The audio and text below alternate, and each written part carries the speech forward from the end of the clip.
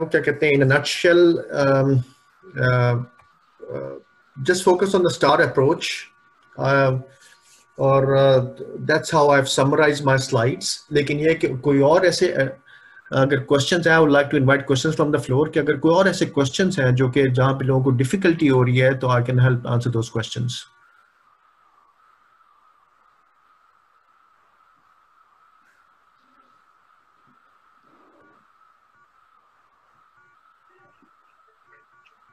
Hello ji, Assalamu alaikum. Can you hear me? Ji, I can hear you. Sir, my name is Syed Ziad Kaisar. I'm in Sydney, work for Schneider, and I'm an advanced technical support engineer. Been working for 5 years. So just a brief introduction before I put my question. So I think the biggest challenge for us when we are trying to apply for jobs, I think, is to have the document, as short as possible. Like, I remember when I started, I used to have a five-page document for, like, even if it is a resume, and cover letter usually is only 1 page, but it's the biggest challenge is to make it short. So with regards to selection criteria, what do you think is like how short it should? What is the length you reckon? What is the best way? Because I think if we talk about Star Trek, what I'm seeing is that for every situation, task, and when you start explaining that, it will be at least 5-6 lines at least. So how long it should be ideally? ठीक है, got your question. देखिए, मैं आपको थोड़ा सा इस पर elaborate करता हूँ. If you're justifying or demonstrating it with one paragraph, it should not be more than 7 to 8 lines maximum. ठीक है, of course, like not more than. ये भी मैं थोड़ा सा extend करके बता रहा हूँ. तो yes, you're right. It should be maximum like 5 to 6 lines. अगर आप दो एग्जांपल्स ले रहे हैं तो उसमें भी यही क्राइटेरिया है, but I would like to further shorten, कि मतलब एटलीस्ट 4 to 5 सेंटेंसेस में आपका स्लैकिंग क्राइटेरिया, मतलब हर एग्जांपल आपकी वो हो जाए. अब ये स्किल जो है, I can cover in my next session, के basically clear, succinct, concise piece of quality writing. ठीक है, इसमें सिर्फ इंग्लिश वोकैबुलरी की बात नहीं है.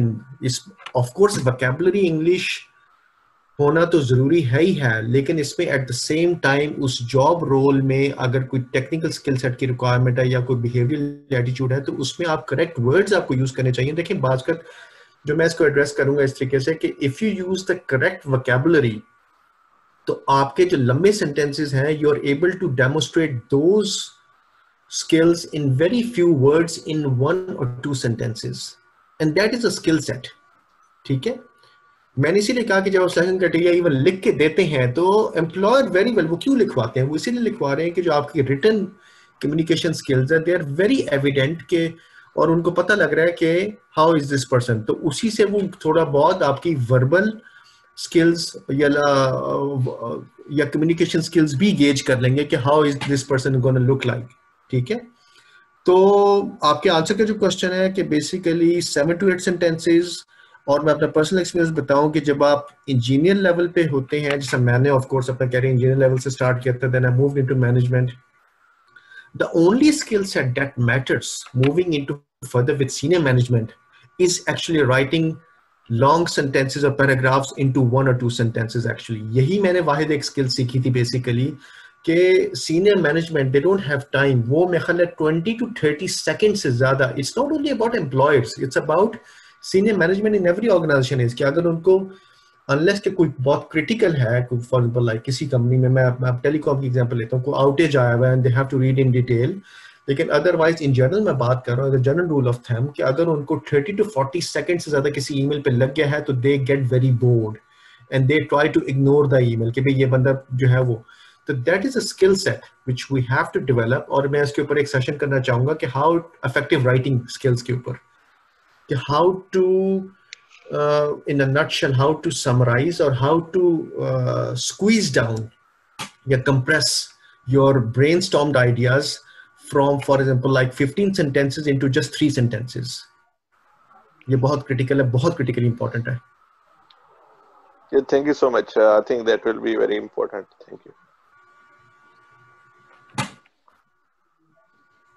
तब आपने जी मेंशन किया तो था कि आप कुछ सिलेक्शन क्राइटेरिया के एग्जांपल्स भी दिखाएंगे जो ऑलरेडी बने हुए हैं, तो अगर कोई आपके पास हो तो शेयर कर दें।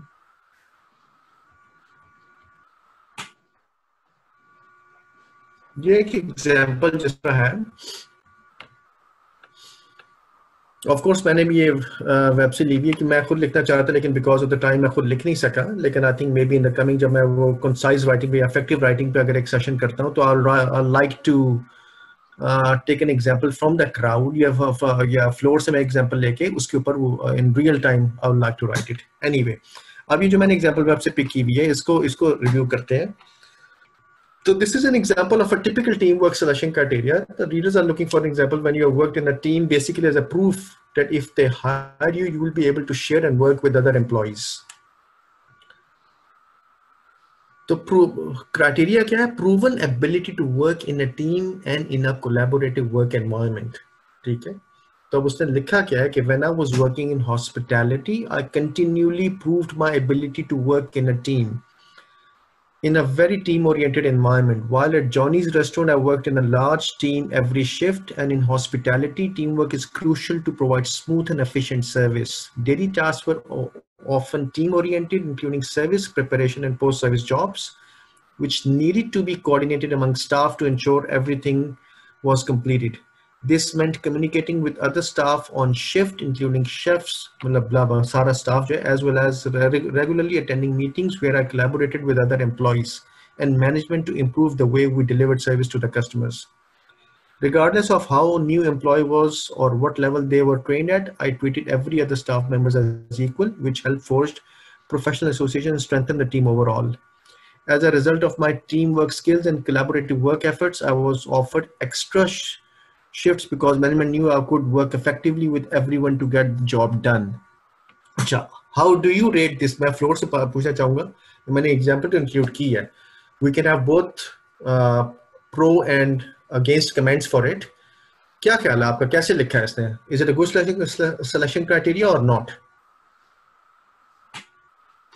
How he has addressed it? बहुत I लंबा think लिखा it's है. too long. Exactly, it's very long selection criteria. I won't write it that long, क्योंकि उसने जो है वो yes you need to, जो मेरा point ये है कि आपने task जो मैंने mention किया है, you need to define your situation, task, action and result in a coherent way कि they are synchronized with each other, लेकिन that should not take more than couple of sentences each of them. ठीक है, तो अगर वो देखा जाए तो मैक्सिमम जो है वो 8 सेंटेंसेस में, या मे बी आपको या कोई एरिया जो है वो एक सेंटेंस में आप कवर कर दें. ठीक है, तो मैक्सिमम 5 to 6 सेंटेंसेस में, तो ये इसने बहुत लंबा लिखा हुआ है. तो आई एम सॉरी, मैं उस तरह से एग्जांपल्स जल्दी में नहीं इंक्लूड कर सका, लेकिन आई विल ट्राई कि अगर फॉर एग्जांपल लाइक मैं अपनी एक एग्जांपल देता हूँ. I'll try to, जो मैंने एक लिखा हुआ मैं 1 मिनट वो शेयर करता हूँ. Give me a few seconds.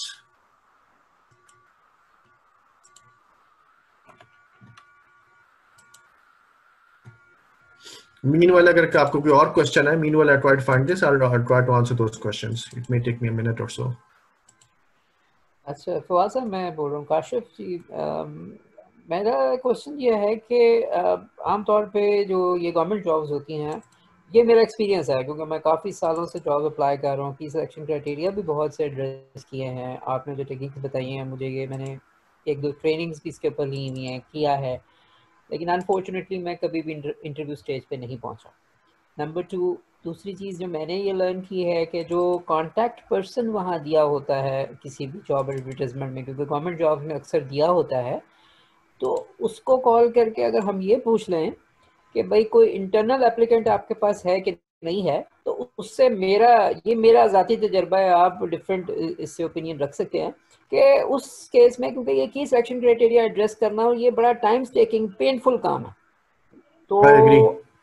आप भाई कई दफ़ा पूरी एप्लीकेशन को एड्रेस करते हुए यू कैन टेक डेज, तो आप इतना टाइम वेस्ट करते हैं. अगर आपको सिलेक्शन या आपको इंटरव्यू भी कॉल नहीं आती, तो you are actually wasting your time, precious time, कि आप कोई और मतलब 1500 जॉब्स और आप अप्लाई कर सकते हैं.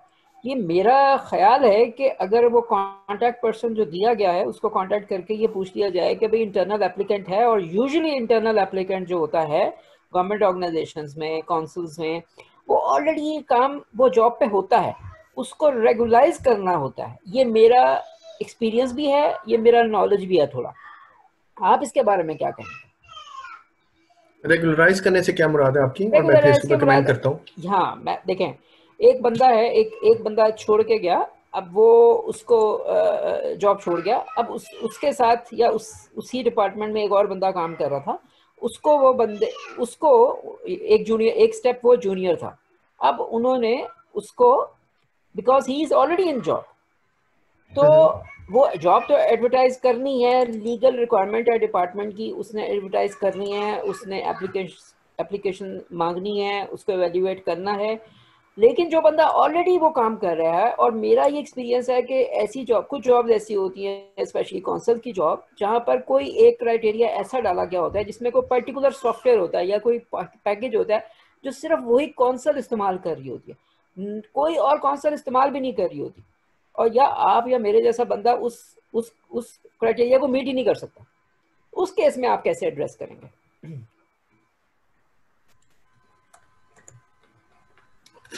ठीक है, मतलब आप कह रहे हैं, सॉरी मैं आपकी आखिरी जो है वो 2 सेंटेंसेस में मिस कर गया, आप कह रहे हैं कौंसिल उसको यूज ही नहीं कर रही होती।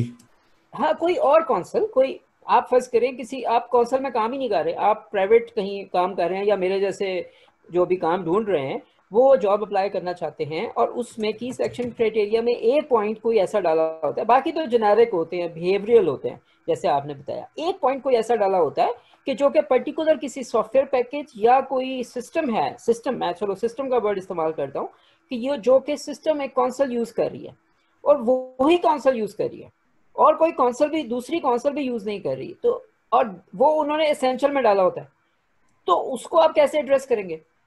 देखिए बात सुने आप, very good question, very very thank you very much, it's a very good question. देखिए 2 चीजें हैं, एक तो ये है कि of course we you are aware, आपके दोनों पॉइंट्स को मैं एड्रेस करूंगा वन बाय वन, ठीक है। एक तो ये कि thank you very much for reminding, मेरे साथ मैं अपना एक्सपीरियंस शेयर करता हूँ, आपकी वो बात बिल्कुल सही है कि it is always much more productive कि अगर जो सिलेक्शन क्राइटेरिया में मेजॉरिटी ऑफ द केसेस में नीचे कॉन्टैक्ट पर्सन का नाम दिया होता है, ऑलवेज डू योर होमवर्क, कि अपना होमवर्क करके उसको कॉल करना चाहिए और उससे इंफॉर्मेशन लेनी चाहिए कि exactly what they are looking for. Criterias बात बहुत जेनेरिक होते हैं और बात it's a mix of customised, मतलब स्पेशलाइज्ड एंड जेनेरिक, ठीक है। तो you need to tend a flavour, क्या या आप पिक्चर बिल्डअप करते हैं कि what they are looking for. मैं अपनी एग्जांपल देता हूँ, फॉर एग्जांपल लाइक मेरा ज्यादा ऑफ कोर्स लाइक सारी उम्र में majority of my life has been with Ericsson, और मैं एक टेलको स्ट्रीम का बंदा हूँ, लेकिन जब मैं ऑस्ट्रेलिया वापस आया तो I was applying for jobs, तो उसमें एक सीटीओ का एक दफा रोल आया था with service New South Wales health care, ठीक है। तो CTO का रोल था, they were looking particularly for some person who has been specialized in health systems and health software in hospitals and medical centers and so forth. मैंने उस वक्त consult नहीं किया थिंकिंग के जो है वो क्या कहते हैं कि भाई सिलेक्शन क्राइटेरिया, क्योंकि सिलेक्शन क्राइटेरिया काफी जेनेरिक था और एग्जैक्टली यही वाला सिनेरियो था कि जिसमें वो उन्हें कुछ पर्टिकुलर एक दो नाम भी लिखे हुए थे। मैंने अपने पास से एड्रेस किया कि क्या कहते हैं, जो भी मैं समझता था मैंने लिख दिया, और जो सॉफ्टवेयर थे मैंने कहा इसके ऊपर मेरा एक्सपीरियंस तो लिमिटेड है, हाउ एवर लाइक उसमें से 2 सॉफ्टवेयर में से एक ही मैंने सर्टिफिकेशन स्टार्ट कर दी है, और जो दूसरा सॉफ्टवेयर है उसकी सिमिलर स्किल्स, वो एक और सॉफ्टवेयर है जो वही स्किल सेट कवर कर रहा था, तो मैंने इसको उससे जस्टिफाई किया। लेकिन जब मैंने सबमिट किया सिलेक्शन क्राइटेरिया तो मुझे आई गॉट रिजेक्टेड, ठीक है। आप, मैं वही कह रहा हूँ, फेलियर से ज्यादा सीखते हैं एज कम्पेयर टू आप सक्सेस के, तो मुझे उससे ये फिर मैंने लर्न किया, तो वो बंदी खुद कहती कि अगर तुम मुझे कॉल कर लेते तो जिस तरह से तुमने सिलेक्शन क्राइटेरिया लिखा है मैं तुम्हें ज्यादा गाइड कर पाती कि तुम इससे ज्यादा बेहतर, हालांकि तुम्हारा सिलेक्शन क्राइटेरिया बहुत अच्छा लिखा हुआ है, लेकिन ये कि it is not addressing our requirement, and I was very surprised कि मैं ही अपने से एज्यूम कर रहा था। तो मैं वही आपकी बात को कॉम्प्लीमेंट करूंगा कि हम समझ रहे थे कि हमने एड्रेस कर दिया है, हाउएवर उनका माइंडसेट जो है, क्योंकि it depends again on the perception, ठीक है, कि वो व्हाट दे आर एक ही चीज को आप डिफरेंट वे से लिख सकते हैं कि ठीक है कि what they are looking for, तो ये हमेशा डिस्कस करना बेहतर होता है। तो coming back to your second question also, कि उसमें ये कि अगर आपका पर्टिकुलर सॉफ्टवेयर है उसको आपको कहीं ना कहीं से तो जस्टिफाई करना पड़ेगा। अगर आप कहते नहीं मेरे इसमें और वो असेंशियल उसमें लिस्ट में है, तो then you gonna drop out, क्योंकि आप उसको उनके क्राइटेरिया फुलफिल ही नहीं कर रहे। तो उसमें फिर ये है कि either you have to little bit exaggerate कि भी मैंने इसकी सर्टिफिकेशन स्टार्ट कर दी है, मैंने कोई ऑनलाइन यूडेमी पे कोर्सेज ले लिए हैं, या मैंने कोई और सॉफ्टवेयर ऐसा किया हुआ है जिसमें यही जो है वो स्किल सेट है, और मैं I am a very keen and quick learner, और मैं जॉब पे आके बहुत जल्दी सीख लूंगा। ठीक है, these sort of things which you need to assure them कि भाई you are capable of delivering in that role। आप समझिए मेरी बात को, कुछ ना कुछ तो ऐसा करना है ना आपको। बिल्कुल। तो you cannot say कि भी मैं ये भी नहीं करूंगा लेकिन मुझे आप जॉब भी दें। that can't happen। you have to somehow। वो तो मैं बिल्कुल, ये बात तो बिल्कुल है, मतलब वो मेरा भी ये ख्याल है कि आप जब कर रहे होते हैं तो ये की सिलेक्शन क्राइटेरिया जॉब्स में आपने पहले ही जो चीज़ करनी है ना, मेरे ख्याल में एड्रेस करने से पहले, वो ये है कि भाई आपने क्या ये जॉब अप्लाई करनी है, are you going to invest 2-3 days on that और नॉट। तो ये सबसे पहला चीज़ है जो आपने की सिलेक्शन क्राइटेरिया से पहले खुद ही डिसाइड करना है कि यार मैं ये बकवास लिखने से बेहतर है कि मैं कोई इसको छोड़ के कुछ और कर लूँ। तो ये मतलब टू बी वेरी ऑनेस्ट, मैं मतलब सॉरी मैं ये लफ्ज़ ऐसा बोल गया, लेकिन ये है कि ये कई दफ़ा बहुत फ्रस्ट्रेटिंग होता है जब आप इतनी मेहनत करते हैं और उसके बाद आपको कोई भी जवाब नहीं आता। I agree। I think we all go through the same ups and downs of life, तो I understand the frustration। मैं खुद बहुत ज़्यादा जब ऑस्ट्रेलिया वापस आया था, इतनी दुनिया घूम फिर के, मतलब क्या work in middle east and Africa and China and so fourth, तो it's not easy। Writing selection criteria is a time-consuming and frustrating process, like because it takes at least minimum couple of days to write a good selection criteria, or maybe more for few people। ठीक है, अब मैं आपको, मेरी screen नजर आ रही है? जी आ रही। ये मैंने एक लिखा था अपनी एक टेलको की उसकी ऑर्गेनाइजेशन के लिए सिलेक्शन क्राइटेरिया लिखा था। आई एम नॉट श्योर कि बहुत लंबा है, खैर इसको भी रिड्यूस किया जा सकता है फर्दर, लेकिन ये कि ऑन दिस के एम्प्लॉयर सेड कि यार this is very well written. तो इसमें फॉर एग्जांपल लाइक कि मैं प्रोजेक्ट मैनेजर था अपने एक कुवैत में, जब मैं ऑपरेशन मैनेजर था और प्रोजेक्ट मैनेजर भी साथ कुछ प्रोजेक्ट्स मैनेज कर रहा था, तो उसमें for one of the technologies हम फ्रीक्वेंसी एक्सपेंशन कर रहे थे। तो मैंने इसमें मेंशन किया पहली सिचुएशन कि I had a challenge where it was fairly critical for Ooredoo Kuwait CEO to launch 15 megahertz. तो मैंने पहले सिचुएशन डिस्क्राइब की, ठीक है, network as a first to market and stay ahead of the competition. ठीक है, ये सिचुएशन है। फिर मैंने स्कोप मेंशन किया, scope involve complete new configuration of 600 4G and 700 2G sites. ठीक है, फिर चैलेंज मेंशन किया कि challenge was to deliver this scope within a 48 hour period where no resources were available in the country. ठीक है, and preparation of the scripts required at least 8 hours. फिर मैंने इस पे किया कि I accepted this challenge. Immediately मैं action पे आया कि organised 40% of the resources from Bahrain to do local delivery and 60% of execution through remote delivery. उसके बाद मैं अचीवमेंट पे आ गया कि selection successful execution and on time delivery of this project led to a successful win of a new LT advance project worth 1 million KD for Ericsson। कोशिश तो मैंने की इसको कि मैं इसको मिनिमाइज करूं, लेकिन of course it's a challenge कि जब आपने अचीवमेंट्स भी लिखनी और आपने हर चीज को क्वांटिफाई करना हो, तो लेकिन दिस इज इसके ऊपर जब मैंने ये एक अपने एप्लीकेशन में लिखा था तो आई गॉट अ कमेंट कि this is a well written, इसलिए मैंने फिर ये भी प्रेजेंट की है।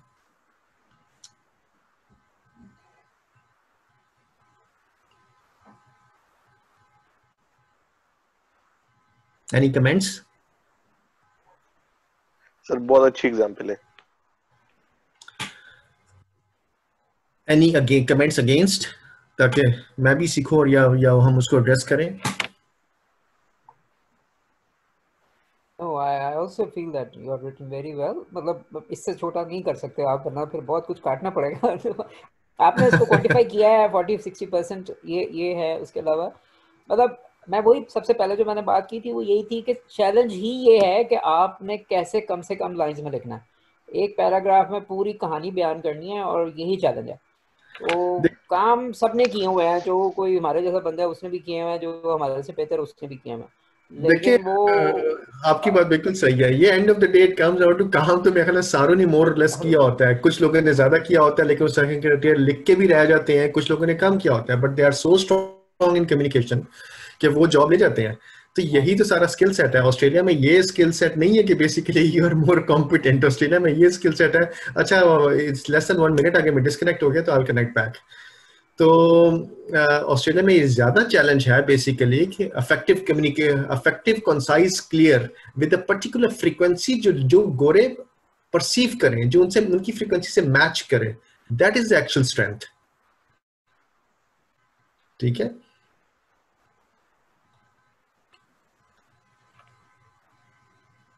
I think we're about to disconnect, or maybe I'm about to disconnect, and I will dial back.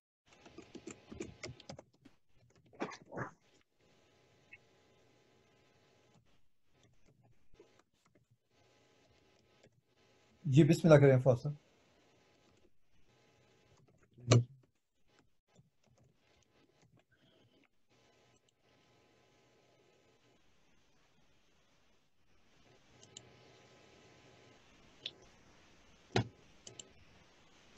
मेरी स्क्रीन नजर आ रही है?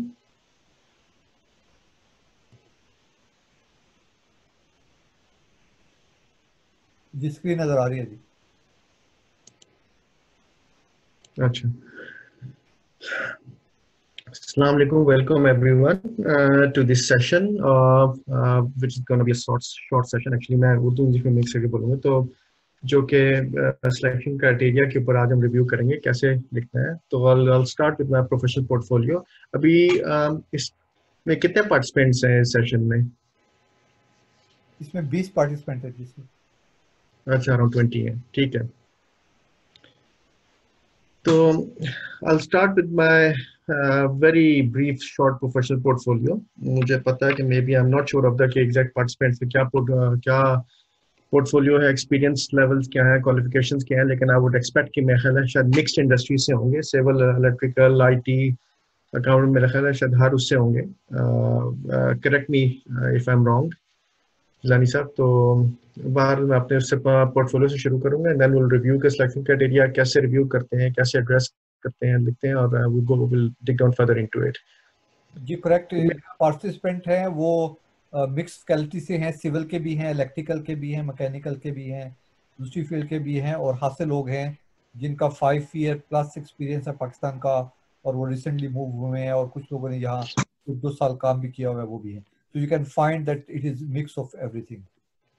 ठीक है, ठीक है, थैंक यू वेरी मच। मैं इसलिए पूछ लेता हूँ क्योंकि बात कर मुझे अपनी टोन उस लिहाज से फिर एडजस्ट करनी पड़ती है कि अगर फ्रेश ग्रेजुएट्स बैठे हों या उस लिहाज से बैठे हों तो वो भी मुझे एडजस्ट करना पड़ता है। मतलब क्या कहते हैं कि उनको उनके जो रिक्वायरमेंट्स हैं उनको भी एड्रेस करें। ठीक है, तो लुक्स लाइक मोस्ट की majority of the participants are very experienced. तो मेरा प्रोफेशनल पोर्टफोलियो ये है कि I did my from academic perspective, I did my MS bachelor's from NUST from EME College. Then I came to Australia for जी sorry,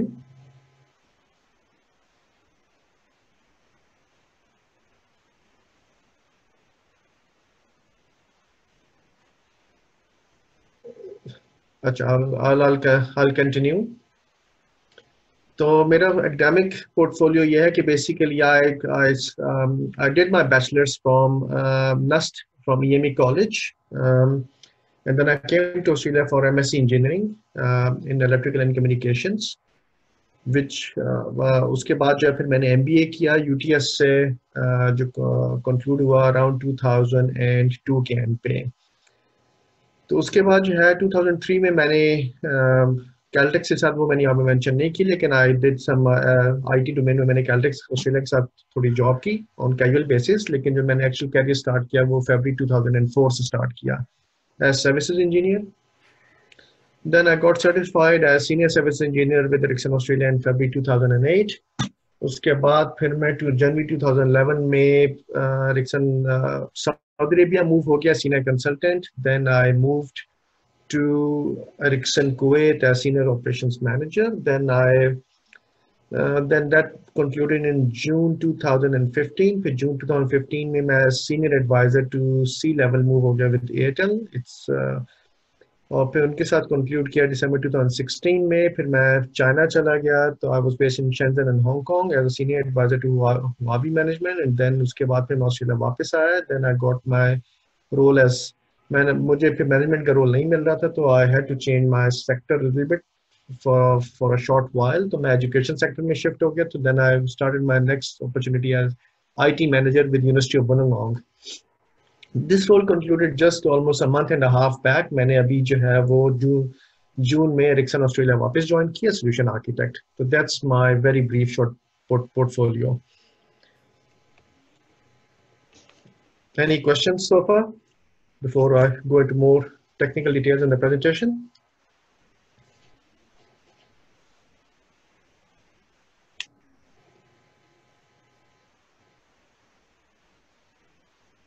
ठीक है, तो I assume there are no questions, so we'll move forward. Selection criteria, जानी साहब मुझे confirm करें मेरी आवाज तो ठीक आ रही है ना? जी आपकी आवाज बिल्कुल ठीक आ रही है जी. ठीक है, I'll continue. तो what are selection criteria and usability? क्या है क्या basically? तो selection criteria जितनी भी हम all Australian government employers जो कि फेडरल स्टेट या लोकल हो, ठीक है, उसके अलावा NGOs हो गई, डिफरेंट बाज और डिफरेंट प्राइवेट सेक्टर में भी ऐसी कॉर्पोरेट्स हैं, हेल्थ सेक्टर में ऑर्गेनाइजेशंस हैं, एजुकेशन सेक्टर में यूनिवर्सिटीज हैं और नॉट फॉर प्रॉफिट जैसे मैंने कहा NGOs हैं जो कि सिलेक्शन क्राइटेरिया के थ्रू सिलेक्शन वो करती हैं, कैंडिडेट सिलेक्ट करती हैं, ठीक है. तो इसमें सिलेक्शन क्राइटेरिया लिस्ट में it consist of essential skills, knowledge, experience and qualifications which you require to fulfill to be eligible for a job. Generally selection criteria में 3 डॉक्यूमेंट्स का पैकेज होता है जिसमें आपका कवर लेटर, CV और selection criteria itself होता है. अब उसमें हम फर्दर थोड़ा सा डिस्कस करेंगे कि उसमें अलाइनमेंट कैसे होती है, कवर लेटर में क्या होना चाहिए, CV में क्या होना चाहिए, क्योंकि आपको पता है कि हर जॉब के लिए आपका कस्टमाइज CV जा रहा होता है और उसके बेस पे सिलेक्शन क्राइटेरिया में उसी CV के बेस पे कैसे एक्सपैंड करनी है फर्दर चीजें. Examples मैंने mention किए हैं, like ability to work in a team in a collaborative environment, exceptional time management skills, ability to demonstrate a high level of effective team management or qualification in the relevant industry area. Runny साहब मुझे message आया कि ये 10 minutes में meeting over हो जाएगी. जी कोई मसला नहीं, जब मीटिंग ओवर हो जाए और अगर आप एग्जिट हो जाए तो इसी लिंक को दोबारा ऑन कीजिएगा तो ये मीटिंग दोबारा स्टार्ट हो जाएगी. ठीक है, नो प्रॉब्लम. आपको 5 मिनट का गैप हो लेकिन मेरा लाइफ फौरन ही हो जाएगी ना, हो तो 2-3 मिनट के बाद. अच्छा ठीक है, नो प्रॉब्लम, ठीक है. तो हम इस सेशन को ज्यादा इंटरेक्टिव रखेंगे. तो I will not go into very texty things, क्योंकि स्लाइड बहुत टेक्स्टी लग रही है, लेकिन I will try to address कि जहाँ पे लोगों को जो आपकी रिक्वायरमेंट्स है, जहाँ पे आपको डिफिकल्टीज आ रही हैं, उनको कैसे एड्रेस करना है. लेकिन ये क्या, of course at the same time in the presentation I will explain you the process, like how to go through the process and how to address it. So selection criteria is a document which you use in each criterion as a heading and write a description of how you meet the criteria. The organizations that use this method of addressing the selection criteria, including government departments, जैसे मैंने already explained कर दिया, ये point address हो चुका है. Organizations will request this document in the job advertisement or information package. Or use a title the organization has given this document and include the job title and the reference number. उसके अलावा आप अपना नाम और heading भी हर page पे डाल सकती हैं. So basically your responses to the key criteria are your statement about your ability to perform the role.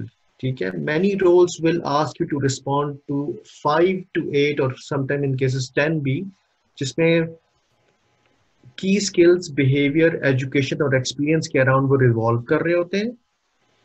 Writing selection criteria is a valuable skill. ठीक है, कि इसलिए वैल्यूएबल स्किल है कि अगर फॉर एग्जांपल आप सिलेक्शन क्राइटेरिया अच्छी तरह लिखते हैं तो that is also a demonstration to the assessor कि आपकी at least written communication skills are at par. ठीक है, मैनेजर पैनल्स के पास जनरली बहुत कम टाइम होता है, they have very limited time to assess any application or to select because उनके पास number of applications आई होती हैं. So they have got very limited time in which they will quickly discard the application if you either do not address the criteria or if it is not of relevant quality or it's not defined succinctly and impressively. ठीक है, तो ये response quality जो है, last point ये, quality आपकी जो है सिलेक्शन क्राइटेरिया में बहुत अच्छी होनी चाहिए if you want to stand out and if you want your application to be seriously considered. ये मैं ऑलरेडी एड्रेस कर चुका हूँ कि basically it's a combination of cover letter, CV and selection criteria. Generally organisation यही ये तीनों demand करती हैं। बाज ऑर्गेनाइजेशन सिर्फ कहती हैं कि सीवी और सिलेक्शन क्राइटेरिया, लेकिन generally majority of the organisation ask for all three of them.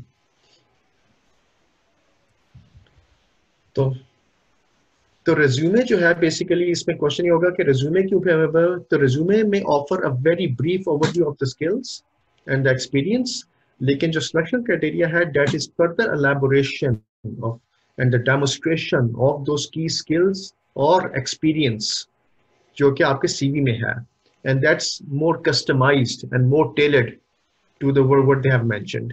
ठीक है, तो CV may B in a bit more generic, जो आपने ऑलरेडी कर चुके हैं CV addressing these four areas, लेकिन सिलेक्शन क्राइटेरिया में आप पर्टिकुलर एग्जांपल्स अपने उन्हीं एक्सपीरियंस, क्वालिफिकेशन और स्किल सेट से उठा के उसको कस्टमाइज करके एड्रेस करेंगे।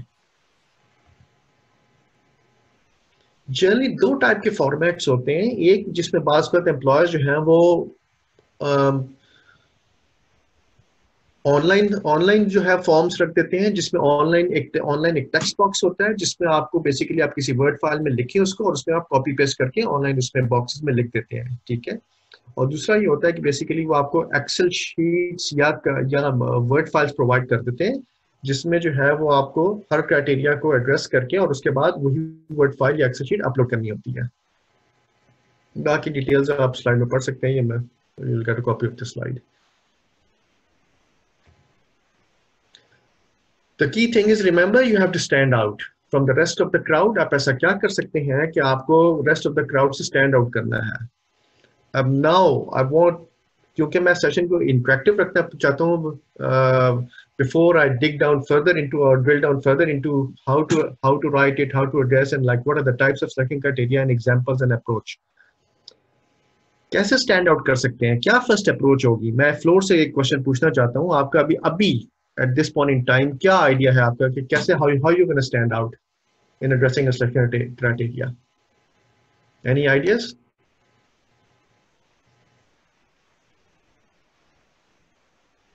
जी, anyone?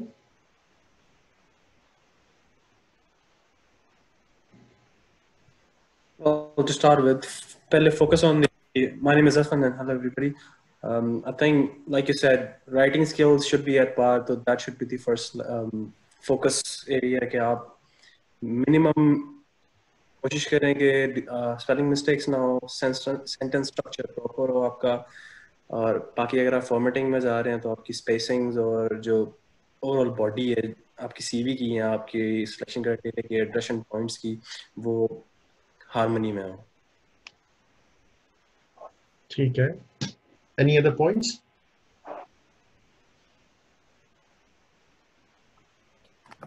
जी मैं ये कहना चाहूँगा कि जो यहाँ पे की सिलेक्शन क्राइटेरिया, मुझे भी कुछ एक्सपीरियंस है काफ़ी सालों से जॉब अप्लाई करने का, तो वो इसमें 2-3 टेक्निक्स होती हैं कि स्टार टेक्निक है कि भाई आपकी सिचुएशन है, टास्क है, हाउ टू एड्रेस दैट, बिल्कुल।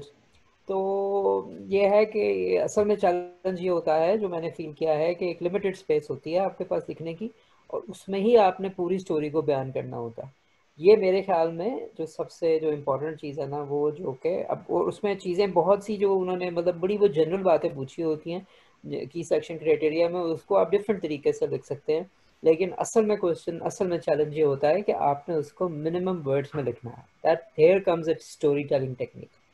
तो ये मेरे ख्याल में very good that's what I was trying to pick it up, like मैं क्योंकि स्टार अप्रोच सबको पता है ना, will also discuss in detail कि स्टार क्या है, basically I think majority of the people will know anyway, लेकिन जो एक्चुअल टेक्निक है वो ये है कि बेसिकली कि you need to have a bit more advanced writing skills, जिसमें आप very succinct, clear, concise, जो चीज एक बंदा जो है वो 5 सेंटेंसेस में कहता है, you should be able to effectively describe it in 1 or maximum 2 sentences, जिसमें वो मैसेज इफेक्टिवली कन्वे हो और जो अगले की परसेप्शन है। देखिए जब भी आप इंटरव्यू देते हैं या सीवी लिखते हैं या जब भी सिलेक्शन क्राइटेरिया भी लिखते हैं, you are actually managing the perception of the next person.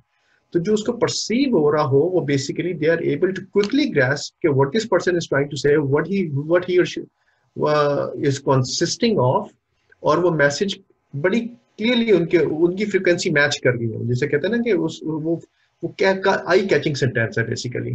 तो वेरी ट्रू।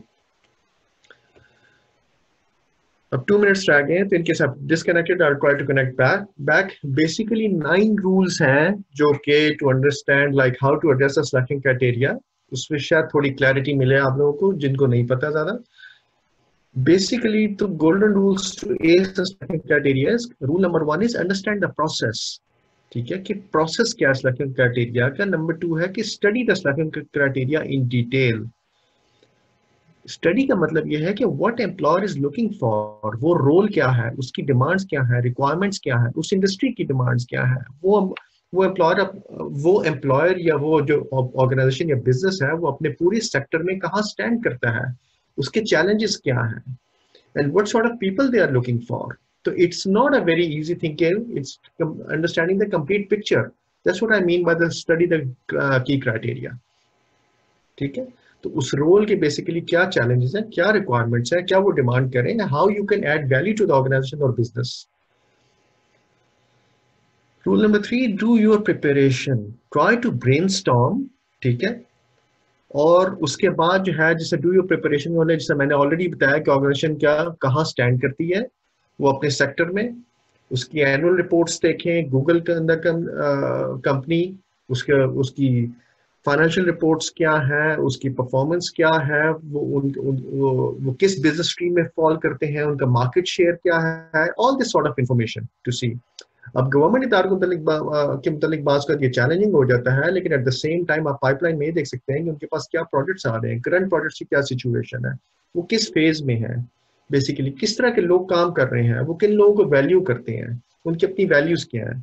अगर कोई आपके कुलीग्स काम कर रहे हैं या अगर आपके कोई है, आप मीटअप्स के थ्रू मतलब जहां से भी मैक्सिमम इंफॉर्मेशन हो सकती है, चाहे वो नेटवर्किंग है चाहे वो मीटअप्स हैं, जिसके थ्रू भी आप try to get as much as information before writing a selection criteria. अच्छा, लेट्स